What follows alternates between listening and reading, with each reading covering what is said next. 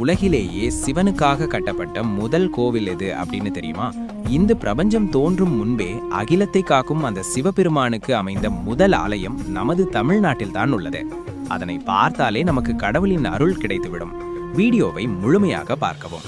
நீங்கள் உங்களின் வாழ்வில் ஒரு முறையாவது இங்கு போக வேண்டும் என்று மனதில் நினைத்து ஓம் நமசிவாய போற்றி என்று பதிவிட்டு சேனலை சப்ஸ்கிரைப் செய்து கொள்ளுங்கள். சிவனின் சொந்த ஊர். இங்குதான் முதலில் சிவன் மற்றும் பார்வதி தேவிக்கு பிரபஞ்சத்தின் ரகசியம் மற்றும் ஓம் என்ற மந்திரத்தை பற்றி விளக்கிய இடம். சுமார் 3000 ஆண்டு பழமை வாய்ந்த பூத்து குலுங்கும் இலந்தை மரம் உள்ள ஆலயம். உலகிலேயே முதல் நடராஜர் தோன்றிய ஊர்.